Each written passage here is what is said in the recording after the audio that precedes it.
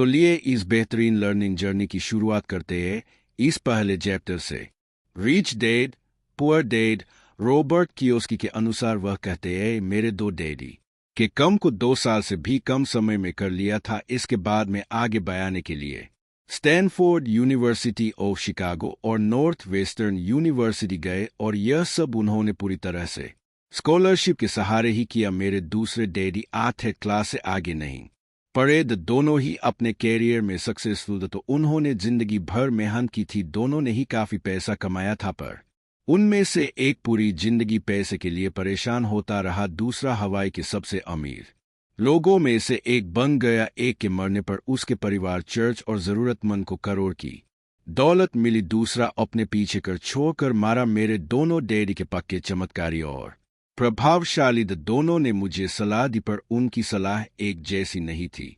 दोनों ही एजुकेशन पर बहुत जोर देते थे, पर उनके द्वारा बताए गए पर के सब्जेक्ट अलग अलग। अगर मेरे पास सिर्फ एक ही डैडी होते तो मैं या तो उनकी सलाह मान लेता या फिर उसे ठुकरा देता, क्योंकि सलाह देने वाले दो इसलिए मेरे पास दो बिल्कुल अलग अलग विचार होते थे, एक अमीर आदमी का और दूसरा गरीब आदमी का। किसी भी एक विचार को सीधे सीधे मान लेने या ना मानने के बजाय मैं उनकी सलाह पर काफी सोचा करता था, उनकी तुलना करता था और फिर खुद के लिए फैसला किया करता था।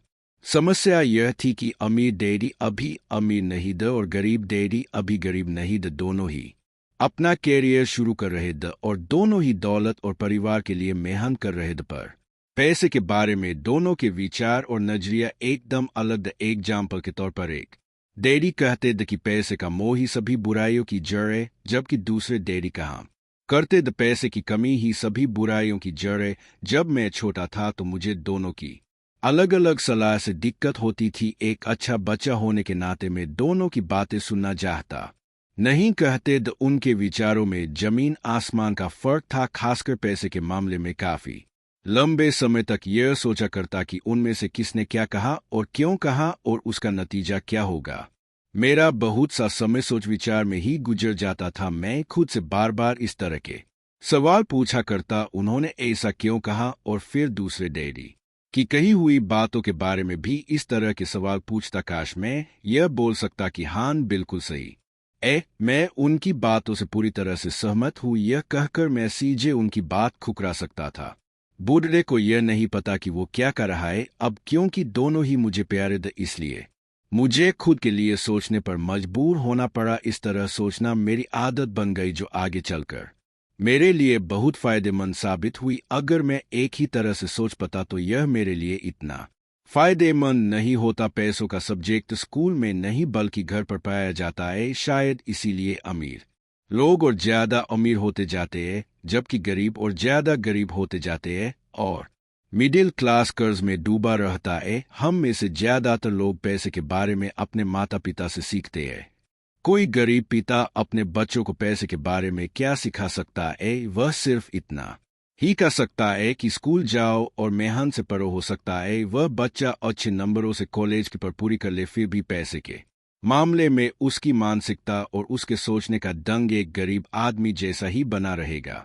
कि सब उसने तब सीखा था जब वो छोटा बच्चा था। पैसों का टॉपिक स्कूलों में नहीं पाया जाता। स्कूलों में अकादमी और प्रोफेशनल स्किल्स पर जोर दिया जाता है, न कि पैसों से जुड़े स्किल पर। इससे यह साफ हो जाता है कि जिन स्मार्ट बैंकर्स, डॉक्टर्स और अकाउंटेंट के स्कूल में अच्छे नंबर आते हैं, हमारे देश पर जो भारी कर्ज लगा हुआ है वह भी काफी हद तक उन बेहद पढ़े लिखे राजनेताओं और गवर्नमेंट ऑफिसर्स के कारण हुआ है, जो इकोनॉमिक पॉलिसी बनाते हैं। और मजे की बात यह है कि वह पैसों के बारे में बहुत कम जानते हैं। मैं अक्सर नई सदी में आने वाली समस्याओं के बारे में सोचता हूँ, तब क्या होगा जब हमारे पास ऐसे करोड़ लोग होंगे जिन्हें फाइनेंशियल और मेडिकल हेल्थ की जरूरत होगी। पैसों से जुड़ी मदद के लिए या तो वे अपने परिवारों पर या फिर गवर्नमेंट पर निर्भर होंगे। क्या होगा जब मेडिकेयर और सोशल सिक्योरिटी के पास का पैसा खत्म हो जाएगा? किस तरह कोई देश तरक्की कर पाएगा अगर पैसे के बारे में पर की जिम्मेदारी माता पिता के ऊपर छोड़ दी जाएगी? दिन में से ज्यादातर गरीब है या गरीब होंगे। क्योंकि मेरे पास दो प्रभावशाली डैडी, इसलिए मैंने दोनों से ही सीखा। मुझे दोनों की सलाह पर सोचना पड़ता था। इस तरह से सोचते सोचते मैंने ये भी जान लिया कि किसी इंसान के विचार उसकी जिंदगी पर कितना जबरदस्त असर डाल सकते हैं। एग्जाम्पल के तौर पर एक डैडी को यह कहने की आदत थी, मैं इसे नहीं खरीद सकता। दूसरे डैडी इन शब्दों के इस्तेमाल से चेत मुझे इसके बजाय यह कहना चाहिए कि मैं इसे कैसे खरीद सकता हूँ। पहला सेंटेंस नेगेटिव है और दूसरा सवाल उठाने वाला, तो पहले में बात खत्म हो जाती है और दूसरे में आप सोचने के लिए मजबूर हो जाते हैं। मेरे जल्द ही अमीर बनने वाले डैडी ने मुझे समझाया कि जब हम कहते हैं कि मैं इसे नहीं खरीद सकता तो हमारा दिमाग कम करना बंद कर देता है। इसके बजाय जब हम यह सवाल पूछते हैं कि मैं इसे कैसे खरीद सकता हूं तो हमारा दिमाग कम करने लगता है। उनका यह मतलब नहीं था कि आपका जिस चीज पर दिल ले जाए उसे खरीदी ले। वे लगभग दीवानगी की हद तक अपने दिमाग को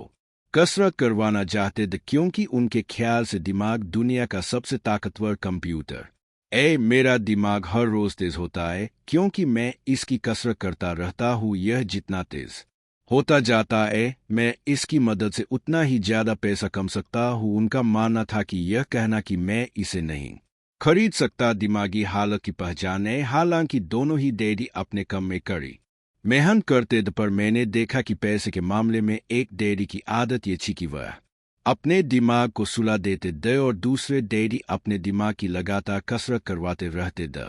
और उसका लॉन्ग टर्म नतीजा यह हुआ कि एक डैडी फाइनेंशियल रूप से बहुत अमीर होते चले गए जबकि दूसरे डैडी लगातार कमजोर होते गए। इसे इस तरह से समझेंगे, एक इंसान हर रोज एक्सरसाइज करने के लिए जाम जाता है जबकि दूसरा इंसान अपने सोफे पर बैठकर टीवी देखता रहता है। शरीर की सही एक्सरसाइज से आप ज्यादा हेल्दी हो सकते हैं और दिमाग की सही एक्सरसाइज से आप ज्यादा अमीर हो सकते हैं।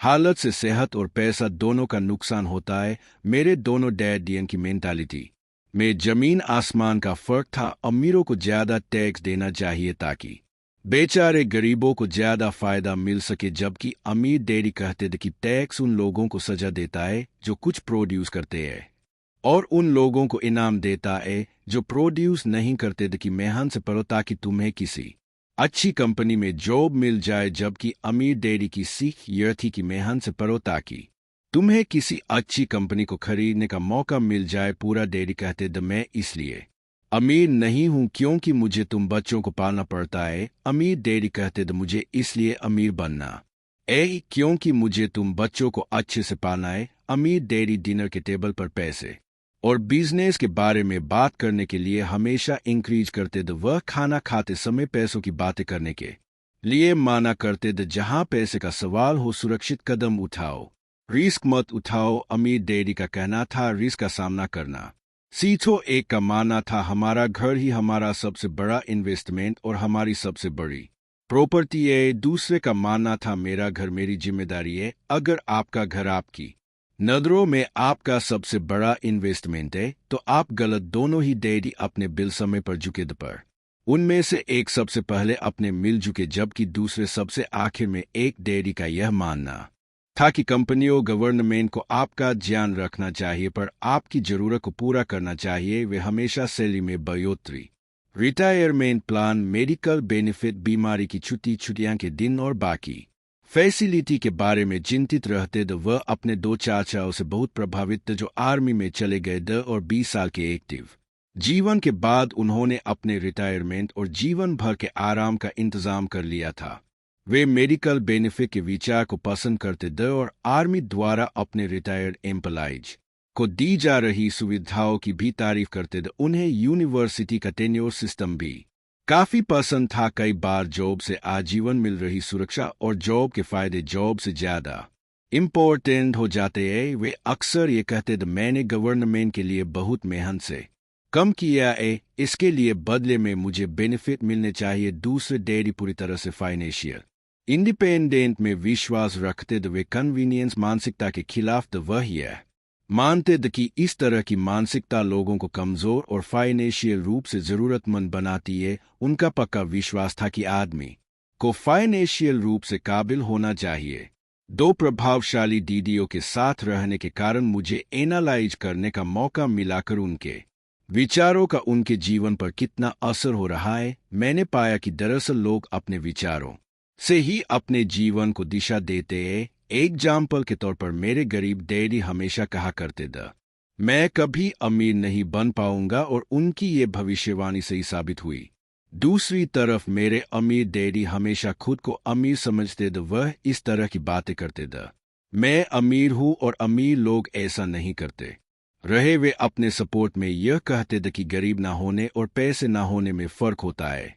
पैसे पास में ना होना एक टेम्परेरी कंडीशन है, जबकि गरीबी परमानेंट है। मेरे गरीब डैडी यह भी कहते थे कि मेरी पैसे में कोई रुचि नहीं है, यह पैसा इम्पोर्टेंट नहीं है। मेरे अमीर डैडी हमेशा कहा करते थे कि पैसे में बहुत ताकत है, हो सकता है कि हमारे विचारों की ताकत को कभी मापा ना जा सके या फिर उन्हें पूरी तरह से समझाना जा सके। फिर भी बचपन में ही मैं यह समझ गया था कि हमें अपने विचारों पर ध्यान देना चाहिए और अपने एक्सप्रेशंस पर भी। मैंने देखा कि मेरे गरीब डैडी इसलिए गरीब नहीं थे क्योंकि वह कम कमाते थे, बल्कि इसलिए गरीब थे क्योंकि उनके विचार और कम गरीबों की तरह थी। दो डैडी होने के कारण बचपन से ही मैं इस बारे में बहुत सावधान हो चला था कि मैं किस तरह की सोच अपना अमीर डैडी की अपने गरीब डैडी की। हालांकि दोनों ही एजुकेशन और नॉलेज को बहुत इम्पोर्टेंट मानते थे, पर क्या सीखा जाए इस बारे में दोनों की अलग अलग राय थी। एक चाहते थे कि मैं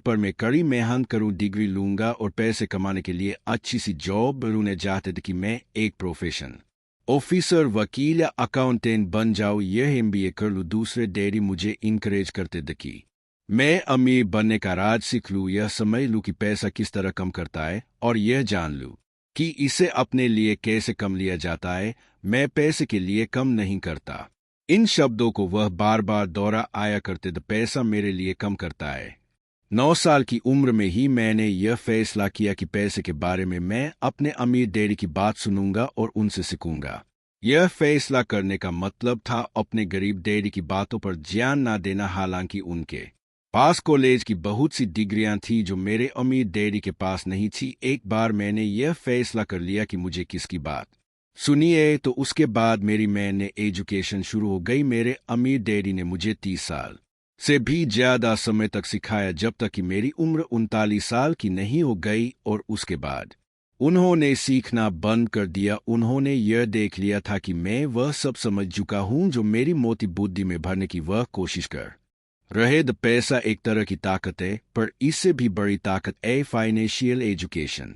पैसा तो आता जाता रहता है, पर अगर आप यह जानते हैं कि पैसा किस तरह से कम करता है, तो आप ज्यादा ताकतवर हो जाते हैं।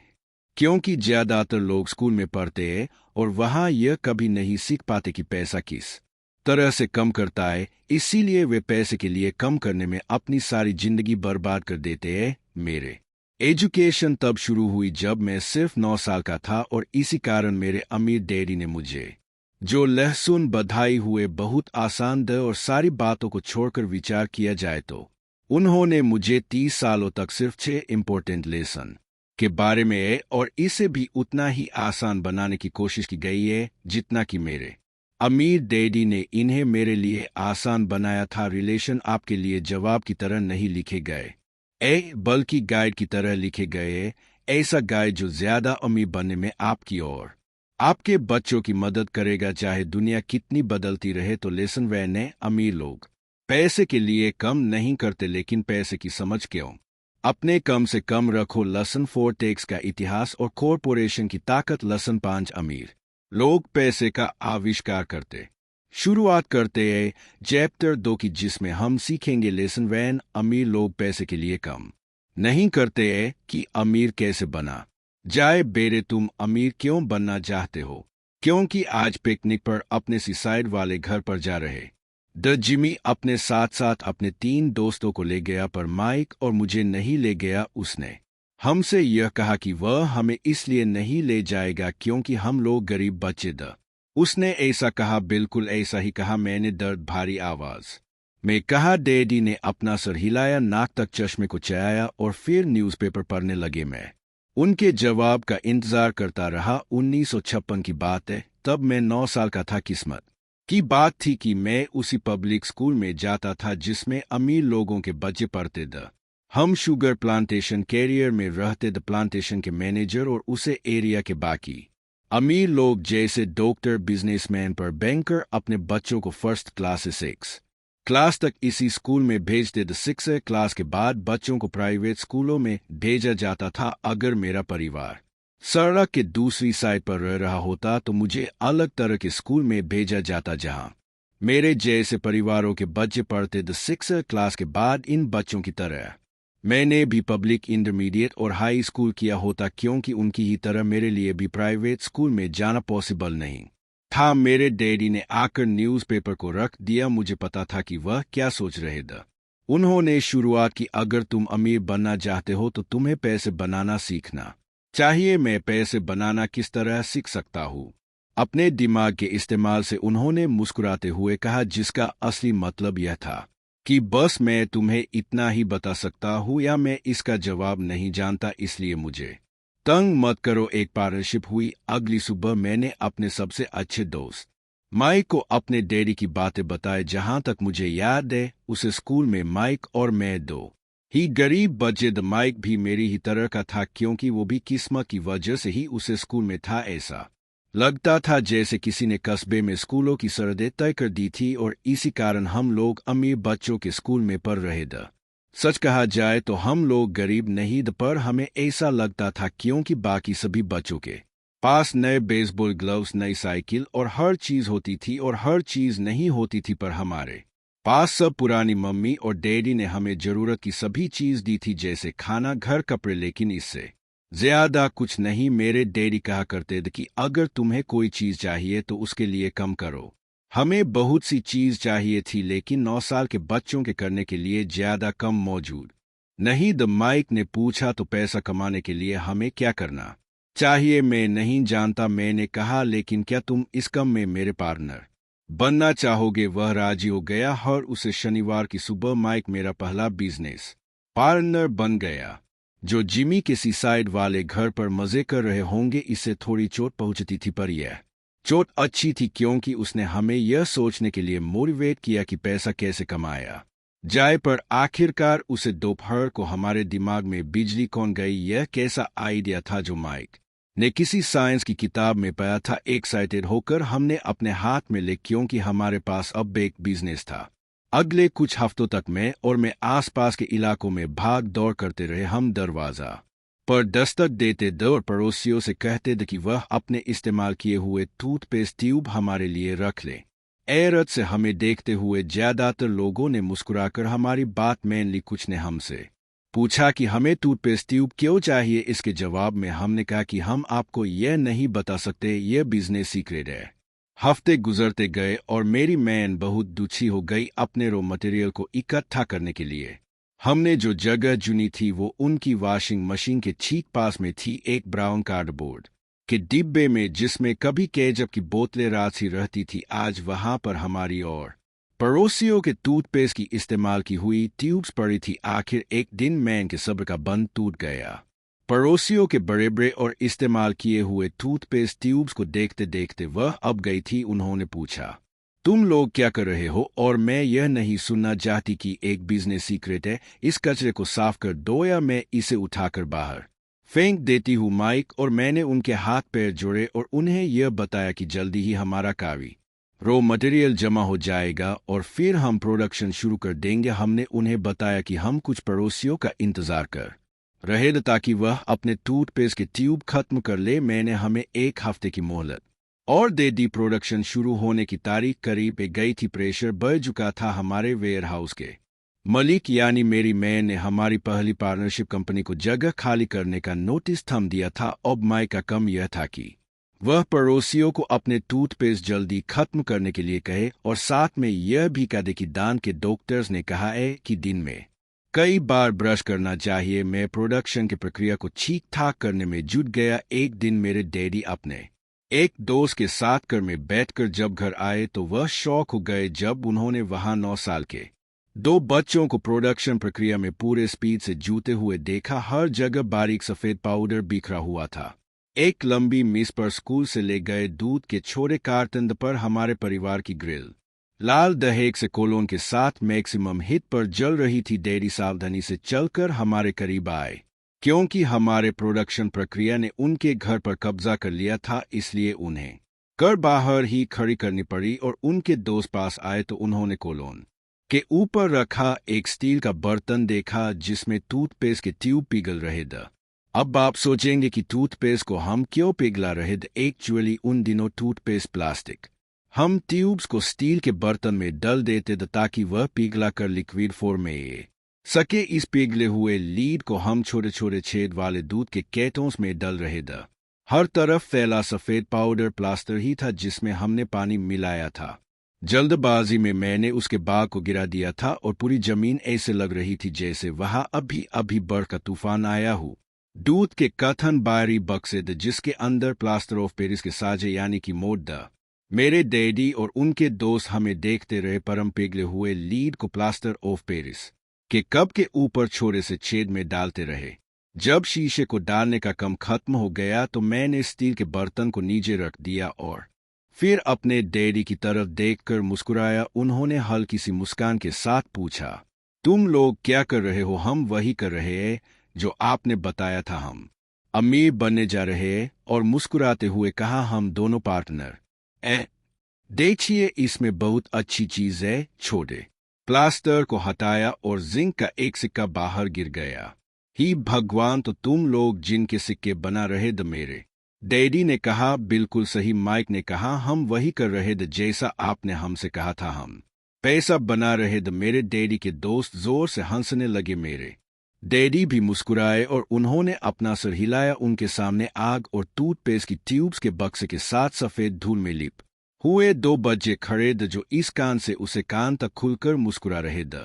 उन्होंने हमसे कहा कि हम सब कुछ छोड़कर उनके साथ चले और घर के सामने वाली सीढ़ी पर बैठे। मुस्कुराते हुए उन्होंने हमें जालसाजी यानी कि फ्रोजिनी शब्द का मतलब समझाया। कहने का मतलब यह है कि जो सिक्के है वो सिर्फ गवर्नमेंट यानी कि सरकार बना सकती है। कम इंसान अगर एक आम इंसान सिक्के बनाता है तो उसे जेल भी हो सकती है। हमारे सपने टूट गए थे। तो आपका मतलब यह है कि यह लीगल है? मैं इतने कांपते हुए आवाज में पूछा। इतने में डैडी के दोस्त ने कहा, छोड़ो, भी हो सकता है कि बच्चे अपने पैदाइशी टैलेंट को डिवेलप कर रहे हो। मेरे डैडी उन्हें घूरते रहे। तुम लोगों ने यह साबित कर दिया है कि तुम बहुत ज्यादा क्रिएटिव और ओरिजिनल आइडिया है। इसी तरह आगे बढ़ते रहो, मुझे तुम पर गर्व है। और मैं तकरीबन 20 मिनट तक चुपचाप अपना सर पकड़कर बैठे रहे। इसके बाद हमने सारा घर साफ करना शुरू किया। पहले ही दिन हमारा बिजनेस चौपट हो गया। पाउडर साफ करते हुए मैंने माइक की ओर देखा और कहा, मुझे लगता है जिमी और उसके दोस्त ठीक कहते, हम सचमुच गरीब है। जब मैंने यह कहा तब डैडी बस जाने ही वाले थे। उन्होंने कहा, बच्चों तुम गरीब कुछ किया। ज्यादातर लोग सिर्फ अमीर बनने के बारे में बातें करते रहते हैं और उसके सपने देखते रहते हैं। तुमने कुछ किया है, मुझे तुम दोनों पर गर्व है। मैं एक बार फिर से यही कहूंगा, आगे बढ़ते चलो, हर मत मानो। क्या करना चाहिए तो ऐसा क्यों है डैडी कि आप अमीर नहीं है? मैंने पूछा। क्योंकि मैंने एक स्कूल टीचर बनने का फैसला किया था। स्कूल के टीचर अमीर बनने के बारे में नहीं सोचते, हम सिर्फ पढ़ना पसंद करते हैं। आज की मैं तुम लोगों की मदद कर सकता, पर हकीकत में मैं यह नहीं जानता कि दौलत कैसे कमाई जाती है। माइक और मैं पलटे और अपने सफाई अभियान में जुड़ गए। डैडी ने कहा, हान, अगर तुम लोग यह सीखना ही चाहते हो कि अमीर कैसे बना जाता है तो मुझसे मत पूछो। तुम अपने डैडी से सवाल पूछो। मेरे डैडी ने मुस्कुराकर कहा, तुम्हारे डैडी और मेरा बैंकर एक ही है और वह तुम्हारे डैडी की बहुत तारीफ करता है। उसने मुझे कई बार यह बताया है कि पैसा बनाने में तुम्हारे डैडी का कोई जवाब नहीं। मेरे डैडी से पूछा, फिर ऐसा क्यों है कि स्कूल के अमीर बच्चों की तरह हमारे पास शानदार घर और आलीशान बांग्ला नहीं है? शानदार घर और आलीशान बंगले के होने का मतलब ही नहीं होता कि आप पक्के रूप से अमीर है या पैसा बनाने की कला जानते हैं। डैडी ने जवाब दिया, जिमी के डैडी शुगर प्लांटेशन में काम करते हैं। वे कंपनी के लिए काम करते हैं और मैं गवर्नमेंट के लिए। कंपनी उन्हें कर खरीद कर दे देती है। इस समय चीनी की कंपनियों फाइनेंशियल प्रॉब्लम्स में फांसी हुई कुछ नहीं बचेगा तुम्हारे डैडी बहुत अमीर बन जाएंगे। यह सुनकर माइक और मैं एक बार फिर से एक्साइटेड हो गए। नए जोश से हमने अपने डूबे हुए बिजनेस के कचरे को साफ करना शुरू कर दिया। जब हम सफाई कर रहे थे तो हमने यह भी प्लान बना लिया कि कब और कैसे माइक के डैडी से बात की जाए। प्रॉब्लम यह थी कि माइक के डैडी बहुत ज्यादा कम करते थे और देर रात तक घर नहीं लौटते द माइक के डैडी के पास कई warehouse construction company stores की चेन और 3 रेस्टोरेंट्स के कारण ही उन्हें घर लौटने में देर हो जाती थी। सफाई खत्म करने के बाद माइक बस पकड़कर अपने घर चला गया। वह अपने डैडी से बात करने वाला था चाहे वह कितनी ही देर से घर लौटे, और उनसे पूछने वाला था कि क्या वे हमें अमीर बनने की तरकीब से खाने के लिए तैयार है। माइक ने मुझसे वादा किया कि जैसे ही वह अपने डैडी से बात कर लेगा वह मुझे फोन करेगा चाहे कितनी ही देर क्यों ना हो जाए। फोन रात को 8:30 बजे आया। मैंने कहा और फोन रख दिया। माइक और मुझे से मिलने के लिए तैयार हो गए थे। शनिवार की सुबह 7:30 बजे मैंने शहर के दूसरे हिस्से में जाने के लिए बस पकड़ी और सबक शुरू हुए। मैं तुम्हें 1 घंटे के 10 सेंट दूंगा। 1956 की सैलरी के हिसाब से भी 10 सेंट हर घंटे की सैलरी से कम था। माइकल और मैं सुबह 8 बजे उसकी डैडी से मिले हुए पहले से ही बिजी थे और उनके पास 1 घंटे से भी ज्यादा का कम मौजूद था। जब मैं उनके साधारण छोटे और सब घर के सामने पहुंचा तो मैंने देखा कि उनका कंस्ट्रक्शन सुपरवाइजर अपने पिकअप ट्रक में वहां से जा रहे थे। माइक मुझे दरवाजे पर ही मिल गया। डैडी अभी फोन पर है और उन्होंने कहा है कि हम लोग पीछे के एरिया में उनका इंतजार करें। माइक ने दरवाजा खोलते हुए कहा। जब मैंने उसके पुराने घर की दहलीज के अंदर कदम रखा तो लकड़ी के पुराने फर्श की चामराहट सुनाई दी। दरवाजे के अंदर सस्ती सी चटाई वहां इसलिए राखी गई थी ताकि फर्श पर पड़े अनगिनत पैरों के निशाने को छुपाया जा सके। हालांकि वो साफ थी पर यह साफ दिखता था कि वो पुरानी हो गई थी और उसे बदल देना चाहिए। जब मैं लिविंग रूम में घुसा तो वहां मेरा दम घुटने लगा था। वहां पुराने फर्नीचर की बू ए रही थी और उसमें कोई शक नहीं है कि उसे फर्नीचर को म्यूजियम में होना चाहिए था। सोफे पर 2 औरतें बैठी थी जिनकी उम्र मेरी मैन से थोड़ी ज्यादा होगी। औरतों के सामने एक आदमी मजदूर के कपड़ों में बैठा हुआ था। उसने खाकी पैंट और खाकी शर्ट पहन रखा था, हालांकि कपड़े साफ और प्रेस किए हुए थे। उसे आदमी की उम्र मेरे डैडी से लगभग 10 साल ज्यादा होगी, शायद 45 साल। यह लोग कौन है? मैंने पूछा। और ये लोग डैडी के लिए कम करते हैं। बूढ़ा आदमी उनके वेयरहाउस को संभालता है और औरतें रेस्टोरेंट की मैनेजर है। और तुमने उसे कंस्ट्रक्शन सुपरवाइजर को तो देखा ही होगा जो यहाँ से 50 मील दूर एक सड़क के प्रोजेक्ट पर काम कर रहा है। उनका दूसरा सुपरवाइजर जो बहुत से घर बना रहा है वह तुम्हारे आने के पहले ही जा चुका है। क्या ऐसा हमेशा ही होता है? मैंने पूछा। हमेशा तो नहीं पर अक्सर ऐसा ही होता है, माइक ने कहा और मेरे पास अपनी कुर्सी खींचते हुए वह मुस्कुराया। मैंने उनसे पूछा था कि क्या वे हमें पैसा बनाना सिखाएंगे। अच्छा, और उन्होंने इसका क्या जवाब दिया? मैंने एक्साइटेड होकर पूछा। पहले तो उनके चेहरे पर हंसी आई, फिर कुछ सोचकर उन्होंने कहा कि वह हमारे सामने कॉपर रखेंगे। अच्छा, मैंने कहा और अपनी कुर्सी की पीठ दीवार से टीका ली। मैं वहां कुर्सी के पिछले 2 पैरों के सहारे टीका बैठा रहा। माइक ने भी ऐसा ही किया। क्या तुम्हें पता है वह कौन सा ऑफर देने वाले हैं? मैंने पूछा। नहीं, पर हमें जल्दी इसका पता चल। इस पुराने दरवाजे से खुशकर उसे कमरे में दाखिल हुए जहां हम बैठे हुए थे। माइक और मैं अपने पैरों पर कूद गए, आदर के कारण नहीं बल्कि इसलिए कि हम चौंक गए थे। तो बच्चों, तैयार? अपनी कुर्सियों को दीवार के पास से खींचकर उनके सामने रख। लंबे चौड़े शरीर के मलिक द लगभग 6 फीट ऊंचे और वजन करीब 90 के लोगों का, लगभग इसी वाजे से 5 साल बड़े। माइक का कहना है कि तुम पैसा कामना सीखना चाहते हो, क्या यह सही है रॉबर्ट? मैंने तुरंत सहमति में अपना सर हिलाया, हालांकि मुझे थोड़ा सा डर भी लग रहा था। उनके शब्दों और मुस्कुराहट के पीछे बहुत ताकत थी। अच्छा, ये रहा।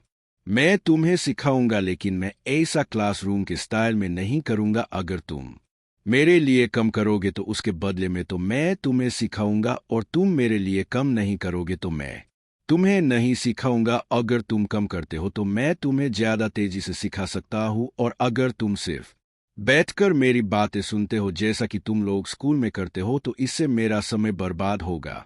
यह मेरा ऑफर है, ऐसे तो मान लो या फिर वापस लौट जाओ। क्या मैं पहले आपसे एक सवाल कर सकता हूँ? मैंने पूछा। फिर वापस लौट जाओ, मेरे पास बर्बाद करने के लिए फालतू समय नहीं है। अभी ढेर सारा कम पड़ा हुआ है। अगर तुम्हें तुरंत फैसला करने की क्षमता नहीं है तो तुम कभी पैसे कामना नहीं सीख पाओगे। मौके आते हैं और चले जाते इसीलिए तुरंत फैसला लेने की एबिलिटी एक इम्पोर्टेंट स्किल है। तुमने जैसा चाहा था वैसा एक मौका तुम्हारे सामने मौजूद है। अगले 10 सेकंड में या तो पर शुरू हो जाएगी या फिर हमेशा के लिए खत्म हो जाएगी। मंजूर, मैंने कहा। मंजूर, माइक ने कहा। बहुत बढ़िया। और तुम हर शनिवार 3 घंटे कम करोगे, पर आज तो मेरा सॉफ्टबॉल का मैच है, मैंने कहा। माइक के दारी ने अपनी आवाज को धीमा पर कड़क करके कहा, यह तो मान लो या फिर वापस लौट जाओ। मान लिया, मैंने जवाब दिया। सॉफ्टबॉल खेलने के बजाय कम करने और सीखने का ऑप्शन चुनने में ही समझदारी थी। शनिवार की खुशनुमा सुबह 9 बजे माइक और मैं एमआरएस मार्टिन के साथ कम कर रहे थे। हमेशा कहा करती थी कि माइक और मुझे देखकर उन्हें अपने दोनों बच्चों की याद जाती जो बड़े हो गए द और दूर चले गए द। हालांकि वे दयालु थी, पर वे कड़ी मेहनत में विश्वास करती थी, पर इसलिए हमेशा कम करती रहती थी। बहुत कड़क मैनेजर थी। हम 3 घंटे तक डब्बू को सेल्फ पर से उतरते द, उनकी धूल साफ करते द और फिर उन्हें वापस वहीं पर रख देते द। बड़ी मेहनत का कम था और बोरियत भरा भी।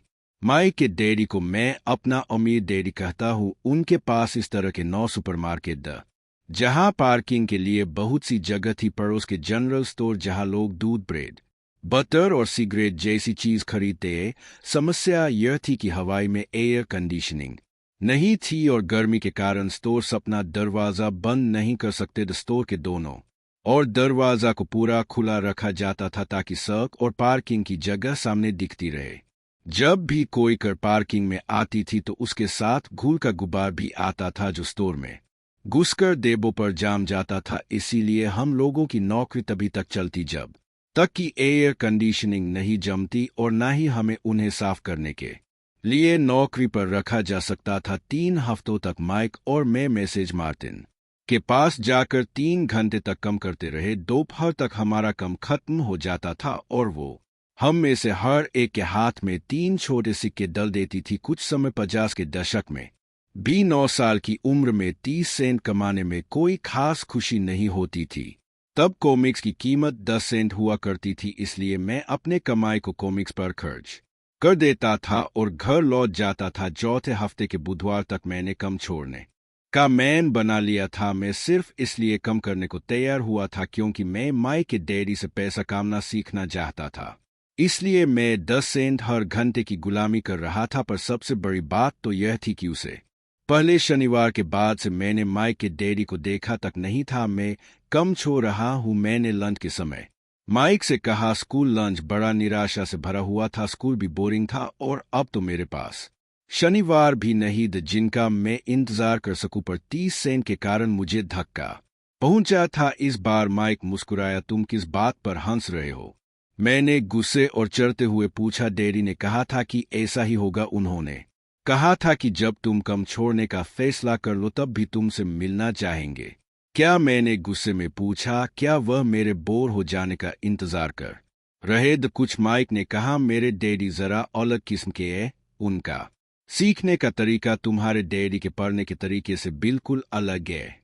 तुम्हारे मम्मी डैडी बहुत बातें करते हैं, दूसरी तरफ मेरे डैडी बहुत कम बोलते हैं। तुम सिर्फ शनिवार तक इंतजार कर लो, मैं उन्हें बता दूंगा कि तुमने कम छोड़ने का फैसला कर लिया है। इसका मतलब यह है कि मेरे साथ नाटक खेला गया है। नहीं, ऐसा नहीं हुआ है। प्रसाद हो सकता है। यहाँ तक कि मेरे असली डैडी भी उनसे नाराज थी। मेरे असली डैडी जिन्हें गरीब डैडी कहता हूँ यह मानते थे कि अमीर डैडी चाइल्ड लेबर कानून को तोड़ रहे थे और इस पूरे मामले की जांच होनी चाहिए। मेरे पढ़े लिखे गरीब डैडी ने मुझसे यह कहा कि मैं सही सैलरी मांगू, हर घंटे के कम से कम 25 सेंट। मेरे गरीब डैडी ने मुझसे कहा कि अगर मेरी सैलरी नहीं बढ़ती तो मुझे तुरंत जॉब छोड़ देनी चाहिए और वैसे भी तुम्हें उसे घटिया कम की कोई जरूरत नहीं है। मेरे गरीब डैडी ने छल्ला कर कहा शनिवार को सुबह 8 बजे मैं एक बार फिर माई के घर उसी पुराने दरवाजे से अंदर घुस रहा था। कुर्सी पर बैठो और लाइन में इंतजार करो, माई के डैडी ने मेरे घुसते ही कहा। फिर मैं अंदर जाकर अपने छोटे से ऑफिस में बैठ गए जो बेडरूम के पास था। मैंने कमरे में चारों तरफ देखा पर मुझे माइक नहीं दिखा। अजीब सा महसूस करते हुए मैं उन्हें दोनों औरतों के बगल में बैठ गया जो मुझे 4 हफ्ते पहले वहीं पर मिली थी। वे मुस्कुराने और सोफे पर थोड़ी सी खिसक गई ताकि मैं भी बैठ सकूं। 45 मिनट गुजर गए और मैं उबाल रहा था। दोनों औरतें उनसे मिलकर तकरीबन 30 मिनट पहले वहां से जा चुकी थी। एक बूढ़ा सा आदमी वहां 20 मिनट तक बैठा और फिर वह भी चला गया। घर खाली था और हवाई में खुशनुमा सुबह को मैं सीलन भरे अंधेरे लिविंग रूम में बैठा हुआ था और इस बात का इंतजार कर रहा था कि एक लालची और बच्चों का शोषण करने वाला आदमी मुझसे बातें करे। मैं सुन सकता था कि वह फोन पर बातें कर रहे द ऑफिस में इधर उधर के कम कर रहे द और मुझे नजरअंदाज कर रहे द। मेरी इच्छा तो यह हो रही थी कि मैं उसे घमंडी आदमी से बिना मिले ही घर लौट जाऊं पर किसी वजह से मैं रुक गया। आखिर 15 मिनट डैडी अपने ऑफिस से बाहर निकले। बिना कुछ कहे उन्होंने हाथ से मुझे इशारा किया कि मैं उनके ऑफिस में जाऊं। अमीर डैडी ने अपने ऑफिस कुर्सी पर बैठते हुए कहा, या तो तुम्हारी सैलरी बढ़ाई जाए या तुम कम छोड़ रहे हो। मैंने लगभग आंसुओं से भीगी हुई आवाज में कहा, 9 साल के बच्चे के लिए एक बड़े आदमी का सामना करना बहुत ज्यादा डरावना था। आपने कहा था कि अगर मैं आपके लिए कम करूंगा तो मुझे आप ऐसा काम ना सिखाएंगे। अपनी तरह से मैंने आपके लिए कम किया है। मैंने कड़ी मेहनत की है इस कम के लिए। मैंने अपने बेसबॉल गेम की भी कुर्बानी दी है और अब आप अपने वादे से मुकर रहे हैं। आपने मुझे कुछ भी नहीं सिखाया है।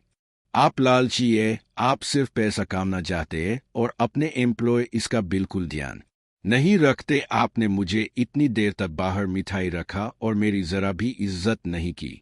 मैं छोटा सा बच्चा हूं और आपको मेरे साथ इससे बेहतर बर्ताव करना चाहिए था। अमीर डैडी अपनी कुर्सी पर पीछे छुप गए। अपने हाथों को ठंडित कर उन्होंने मुझे बुरा ऐसा लग रहा था जैसे वह मुझे एनालाइज कर रहे थे। बुरा नहीं है, 1 महीने से भी कम समय में तुम वही भाषा बोल रहे हो जो मेरे ज्यादातर एम्प्लॉय बोलते हैं क्या कर रहे थे। और उसने मैंने अपना दुखद रोना चालू रखा। मुझे लगता था कि आप अपने वादे पर कायम रहेंगे और मुझे कुछ सिखाएंगे, इसके बजाय आप तो मुझ में पर अत्याचार करना चाहते हैं। यह तो जुल्म है, सरासर जुल्म। मैं तुम्हें सिखा तो रहा हूं, अमीर डैडी ने धीमी आवाज में कहा। आपने मुझे क्या सिखाया है? कुछ भी नहीं। एक बार मैं चंद सिक्कों में कम करने के लिए तैयार हो गया। उसके बाद तो आपने मुझसे बात तक नहीं की। 10 सेंट हर घंटे के लिए मैं आपकी शिकायत गवर्नमेंट से करूंगा। हमारे देश में भी चाइल्ड लेबर कानून है। आप तो जानते ही है कि मेरे डैडी गवर्नमेंट के लिए कम करते हैं। शाबाश, अब तुम उन ज्यादातर लोगों की भाषा बोल रहे हो जो कभी मेरे लिए कम करते थे। वे लोग या तो जिन्हें मैंने नौकरी से निकल दिया है या जिन्होंने खुद मेरी नौकरी छोड़ दी है। तो इस बारे में आपको क्या कहना है? और मुझे यह लग रहा था कि कम उम्र के बावजूद मैं बहादुर से बातें कर रहा था। आपने मुझसे झूठ बोला, मैंने आपके लिए कम किया और आपने अपना वादा पूरा नहीं किया। आपने मुझे कुछ भी नहीं सिखाया। कौन कहता है कि मैंने तुम्हें कुछ नहीं सिखाया है? मेरे शांति से कहा। मैंने 3 हफ्ते तक कम किया और इस बीच आपने सीखना तो दूर रहा, मुझसे कभी बात तक नहीं कि क्या सीखने का मतलब सिर्फ भाषण या बातचीत ही होता है और क्या इस तरह से वो तुम्हें स्कूल में सीखते हैं। पर जिंदगी तुम्हें इस तरह नहीं सिखाती और मेरा मानना यह है कि जिंदगी सबसे बढ़िया टीचर होती है। ज्यादातर वक्त जिंदगी आपसे बातें नहीं करती, एक तरह से आपको धक्का देती है। हर धक्के के जरिए जिंदगी आपसे कहती है, जाग जाओ, मैं तुम्हें कुछ सीखना चाहती हूँ। मैंने अपने आप से पूछा, जिंदगी अगर मुझे धक्का देती है तो इसका मतलब कि जिंदगी मुझसे बातें करती है।